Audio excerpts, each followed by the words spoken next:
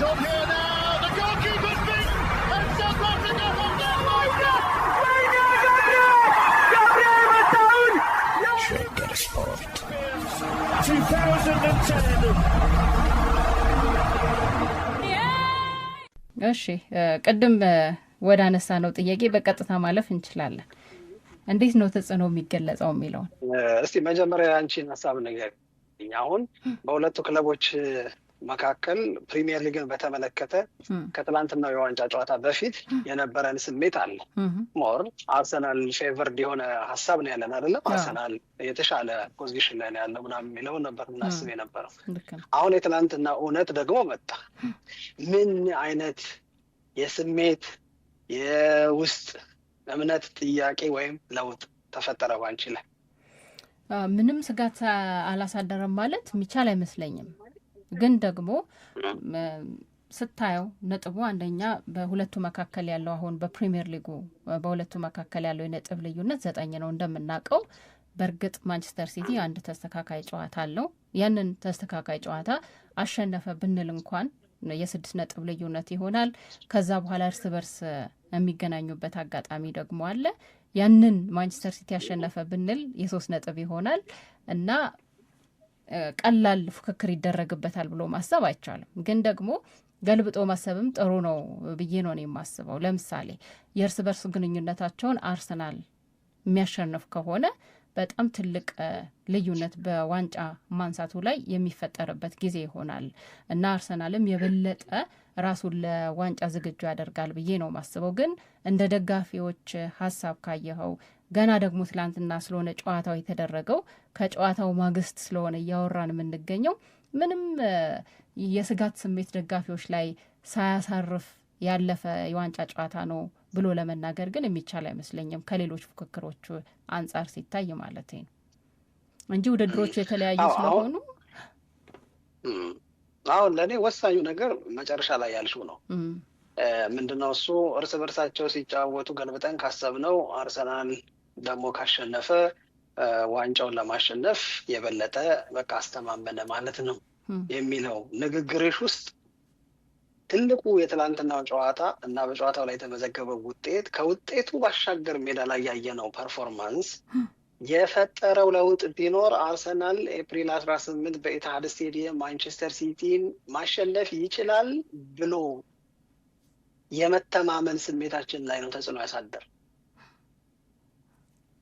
ይሄንን ይኸውልሽ አሁን ሁሉም ሀሳቦች መላምት ናቸው አይደለ? ማንቸስተር ሲቲ አንድ ተስተካካይ ጨዋታ አለው።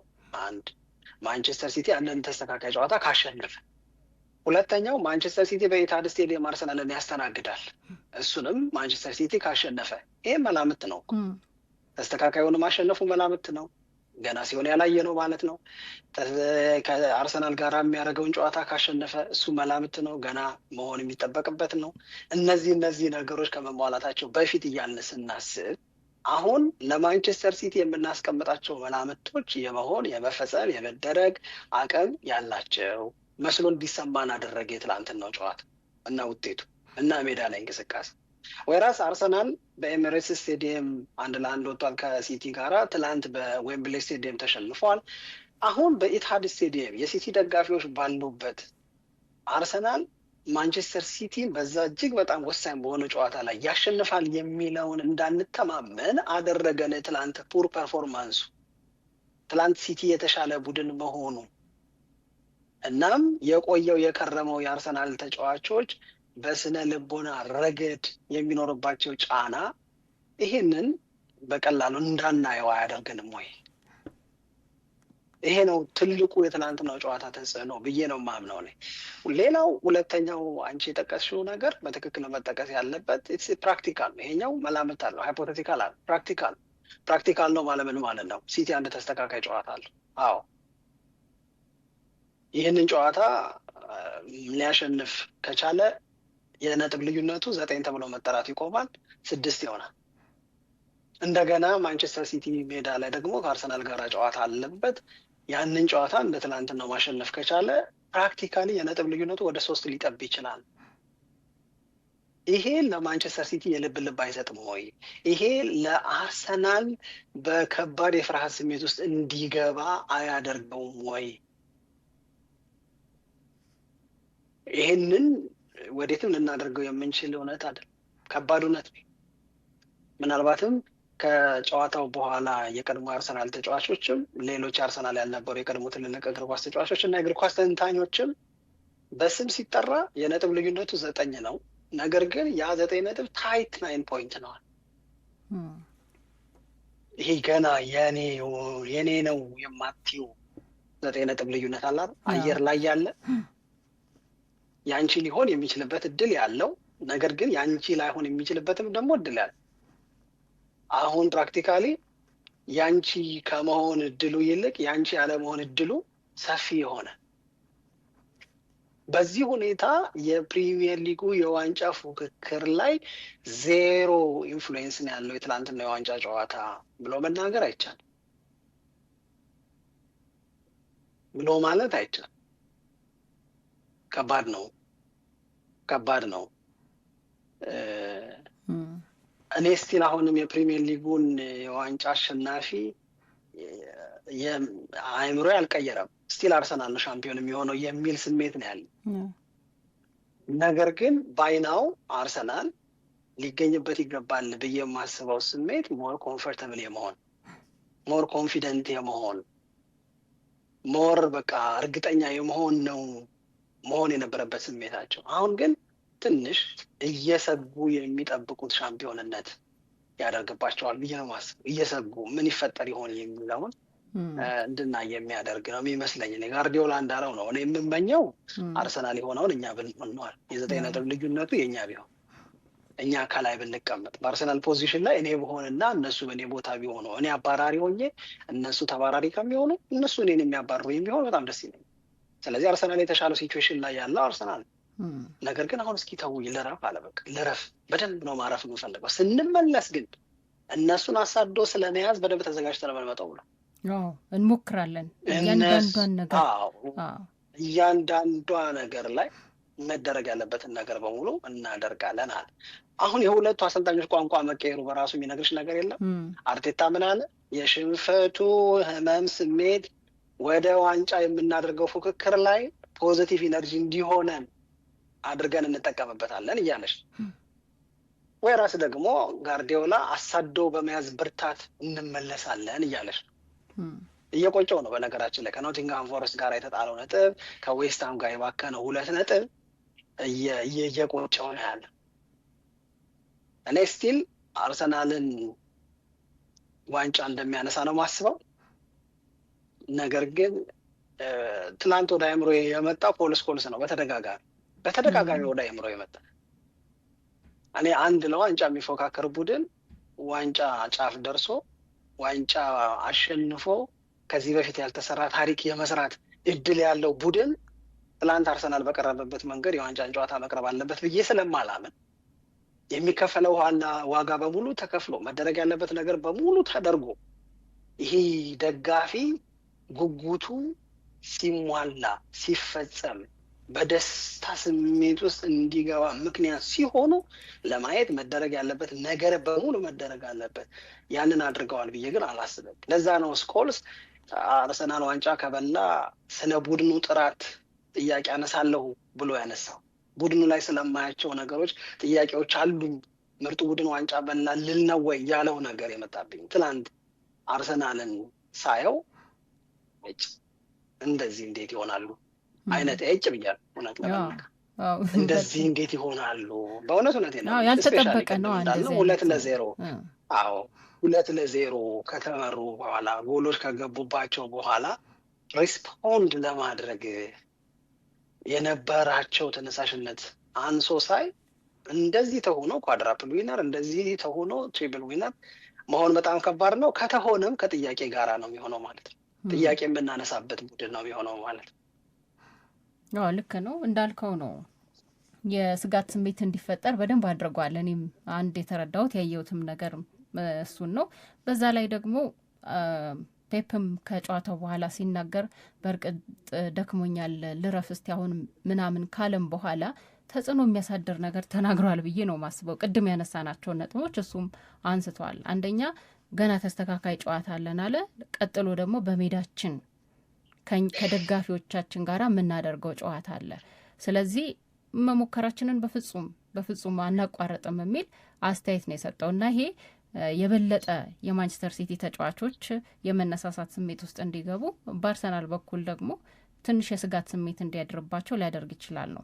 ባለፈው የውድድር ዓመት የካራባኦ ካፕ የዋንጫ ጨዋታ የተደረገው በኒውካስትል ዩናይትድ እና በሊቨርፑል መካከል ነበር እንደምታስታውሰው እና ያኔ ኒውካስትል ዩናይትድ ነው የዋንጫ ጨዋታውን አሸንፎ ዋንጫ ያነሳው። ግን በወቅቱ በሊቨርፑል ፕሪሚየር ሊጉን በ12 ነጥብ ልዩነት ይመራ ነበር እና ያኔ በቃ የበለጠ አስተማማኝ የሚባልበት ነው። ተስተካካይ ጨዋታ የሚባል ነገር አልነበርም። ስለዚህ ሊቨርፑል ሳይጨነቅ ፕሪሚየር ሊጉን ማንሳት ችሏል። በዚህኛው የውድድር ዓመት ግን ይሄ ነገር መደገሙን አርሰናል ይህንን ነገር ማድረግ መቻሉን በእርግጠኝነት መናገር አይቻልም። በዛ ላይ ደግሞ ያው ስለ ሲቲ ስናስብ የሚሰማን ነገር አለ፣ ስለ አርሰናል ስናስብ የሚሰማን ነገር አለ።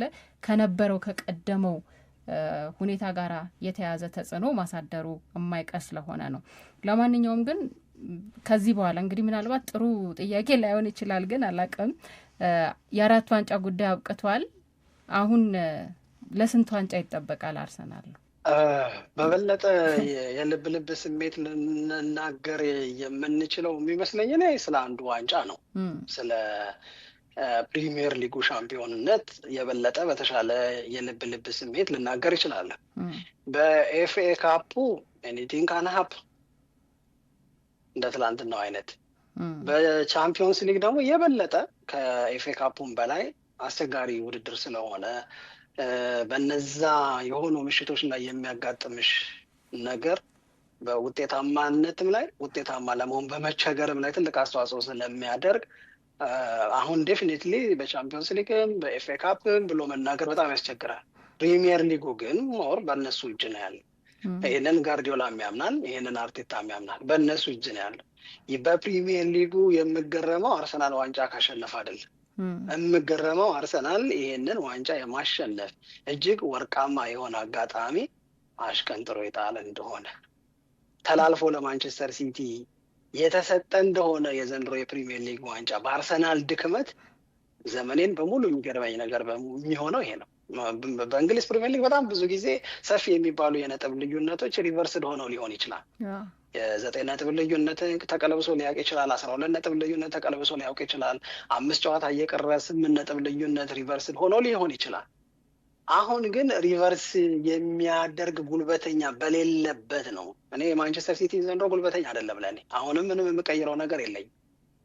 እንዲህ ተልፈስፍሶ ማንቸስተር ሲቲ በዌስትሃምም በኖቲንግሃም ፎረስትም የውድድር ዓመቱ ሊገባደድ ባለ ጊዜ ነጥብ እየጣለ